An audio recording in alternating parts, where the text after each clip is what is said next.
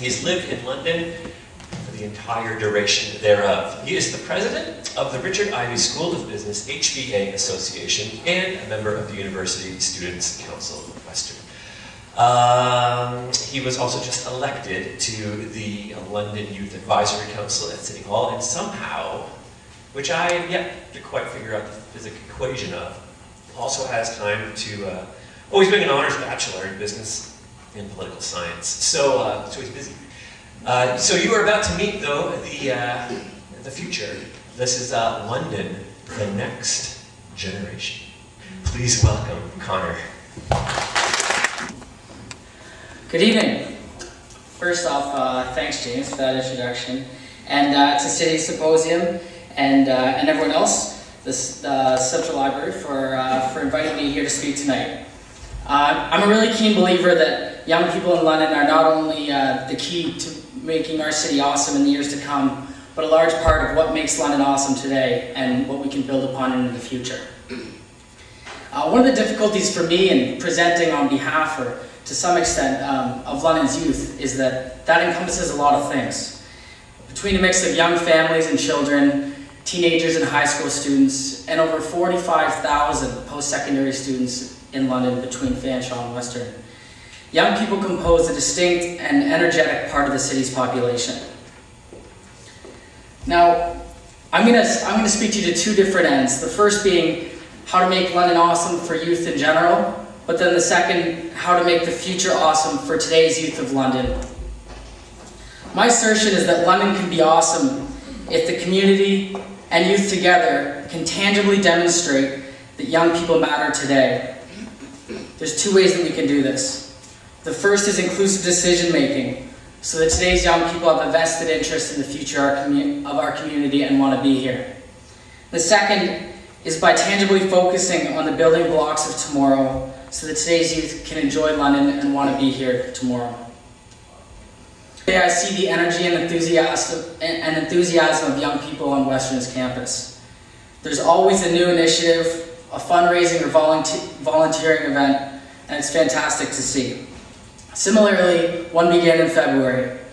I was elected by citizens of the city to be on the London Youth Advisory Council, a body in its inaugural year whose purpose is to collect, prioritize, and voice the concerns and wishes of young Londoners.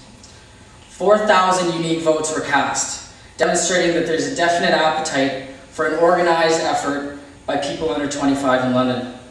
There are 13 of us on the council and a number of us here tonight. Some LYAC members joined following having been engaged in similar councils in Toronto or Hamilton and then come to London to be a student. One member was elected by nearly half of her high school at Laurier. Others are born and bred Londoners from north and south and east and west, each with differing views on how we can be the change that we want to see. The establishment of LYAC, led by one of the most active and influential young people in London that I know, Matt Ross, was a step in the right direction, but it's just the beginning. Our group has begun to focus on an agenda for the year-long term and have formed committees to address the following priorities, which we see in our eyes as very important. I wish I had this on a PowerPoint slide, but I don't.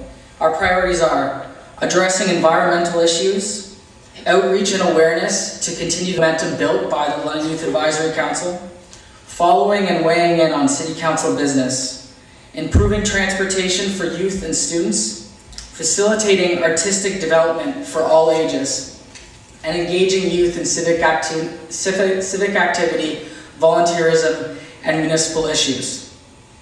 Now these may seem like broad strokes and lofty aspirations, but I assure you that we're no group of wannabes. Our members attend council committee meetings to learn the issues in depth and engage with stakeholders to build relationships within the city's infrastructure to make change. Every day, we're garnering support and feedback from our diverse networks, and we have concrete plans, many of which you will hear as the year evolves.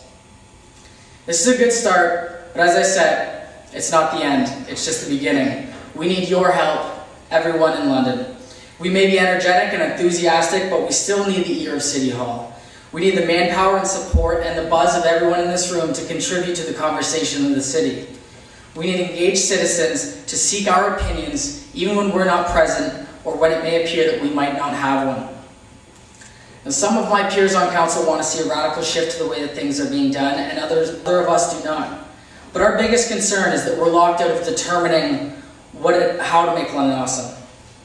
So as much as there's work to do, thank you to City Symposium, emerging leaders, and to Rethink London for engaging with young people across the city, and with the Fanshawe Students' Union, the University Students' Council, to get input from a large demographic of students, and to Mayor Fontana and the rest of City Council for being conducive to hearing the opinion of young people for the first time formally, and supporting the LYSC. We want to see London be awesome in the future by involving young people more in the decisions that are made. Now, the second thing that I said I wanted to address was how to make London into the future better for the youth of today. Interestingly, I approach this from a dual perspective of being a Londoner and a student at Western. When I think about my future in London, or my future in generally, as many of my peers, I think about entering the workforce and one day building a family. To this end, the future of London's youth has frequently hinged on retaining London's young people or retaining the talent from our schools. But after talking to many youth, I think it's time that we approach it in a way.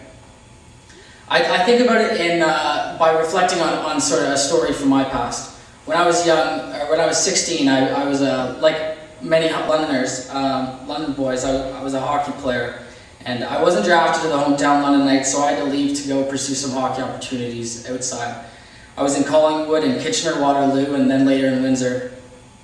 But after that, when I was looking forward to the next chapter of my life, I returned to London because the city could provide me with what I needed for the next part of my life. I saw good things happening here, and I wanted in.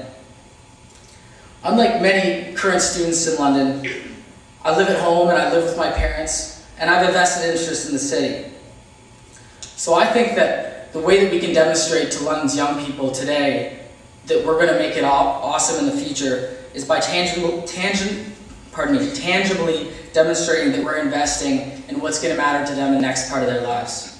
We don't necessarily need them to stay here the year or immediately after they graduate, as has often been a concern of many people at City Hall.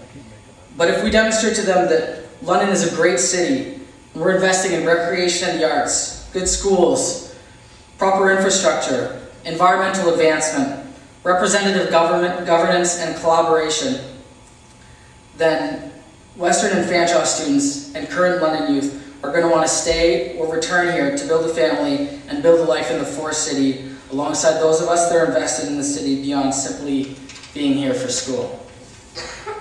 So what I'm saying altogether is that we've made a good start. The LYC is a great program, and it's the beginning of good things for engaging youth in the city. But I think that more needs to be done. Continuing to worry about the concerns of today's youth in London will help address them into the future. We need to prove that we're open to bringing the next generation, whenever that generation is, whether it's now, 5 years from now, or 15 years from now, that we want them there. That's all we ask of LYC, and we look forward to working with everyone else here to keep improving the city as it evolves. I appreciate the opportunity to share my thoughts with you today, and those thoughts of hopefully many young Londoners. Thanks a lot.